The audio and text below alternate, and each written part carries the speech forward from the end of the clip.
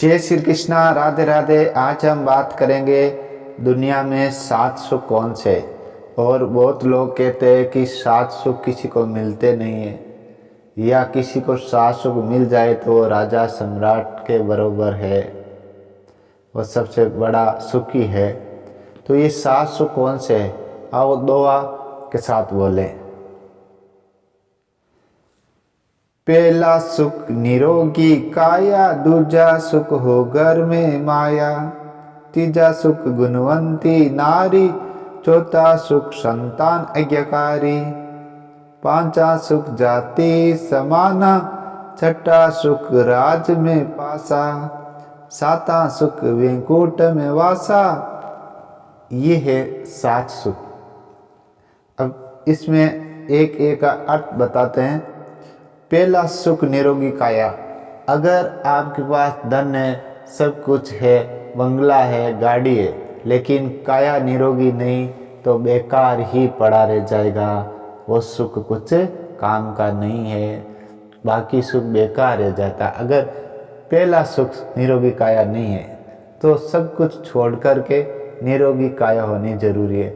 इसके लिए हमें योग करना चाहिए, कुछ और मंत्र जप है, कुछ सूर्य नमस्कार है।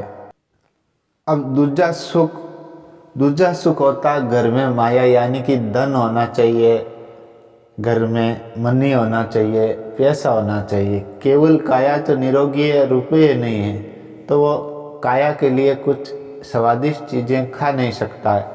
इसलिए कहा गया कि दूजा सुख हो घर में माया, यानी कि दूजा सुख घर में माया होनी चाहिए। अगर काया निरोगी है और घर में माया है, लेकिन तीजा सुख नहीं है, तीसरा जो सुख है वो है गुणवंती नारी। नारी अगर गुणवान है, और अगर नारी गुणवान नहीं है तो आपके पास निरोगी काया है तो धीरे धीरे आप बीमार हो जाओगे। और अगर माया है तो वो भी चली जाएगी, वो ज़्यादा शॉपिंग करेगी, ज़्यादा खरीदेगी, कुछ न कुछ चीज़ें बिना किसी कारण से और बिना कारण झगड़ा करेगी, क्रोध करेगी, तो वो माया और काया कुछ काम की नहीं है।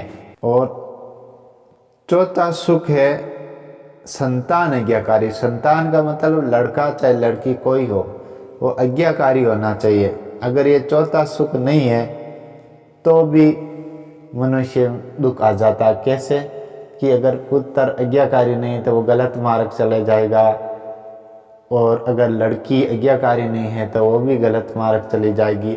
अगर गलत मार्ग जाएगी तो आखिर और दुख आ जाएगा। पांचवा सुख है जाति समाना। अगर किसी आदमी को अपनी जाति में सम्मान मिल रहा है, इज्जत मिल रही है, पेट है, तो ये पांचवा सुख है। बहुत लोगों को अपनी जाति में, अपने परिवार में सम्मान नहीं मिलता। क्यों नहीं मिलता? लोग ईर्ष्या करते, जलन रखते, तो ये नहीं मिलता। इसलिए सभी सुख मिलना कोई ज़रूरी नहीं है। छठा सुख राज में पासा, यानी कि कोई नेता लोग है, या राजनेता है, या सरकार है, कहीं न कहीं पेट रहनी चाहिए, आदमी से मिले जुले रहना चाहिए, एक न एक कोई राज में सम्मान पाना चाहिए, उसमें राज में उसका कुछ न कुछ पासा पड़ा रहना चाहिए, वो मिलता जुलता रहना चाहिए, आते जाते रहना चाहिए। अगर कोई जानता है ऐसे व्यक्ति को, या फिर बड़ा ज्ञानी, ज्योतिषी, विद्वान, ऐसे महान आदमी से अगर हमारा रेश्य है, मिले जुले है, उनमें राज है, तो सरकार की तरफ से बड़े नेताओं का हाथ अगर हमारे पास है या ऐसा है, तो भी ये भी एक छठा सुख है। इसलिए राज के पास आता जाता रहना चाहिए। अब हम बात करेंगे सातवां सुख। सातवां सुख है वैकुंठ में वासा। वैकुंठ यानी कि ऐसी स्थिति जिसे मोक्ष कहते हैं, मुक्ति कहते हैं। मनुष्य मोह माया जंजाल, टेंशन, चिंता सबसे मुक्त हो जाए और ध्यान, योग ऐसी साधना करके अपने को मुक्त कर दे और बड़े आनंद में चला जाए, वो है वैकुंठ का वासा, वैकुंठ की यात्रा है। तो वैकुंठ यानी स्वर्ग भी कहते लोग, वैकुंठ स्वर्ग से भी ऊंचा, जिसे मुक्ति मोक्ष कहते।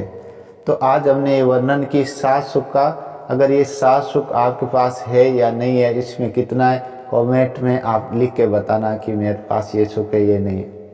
तो वीडियो अगर पसंद आया तो लाइक करें, शेयर करें और सब्सक्राइब करें।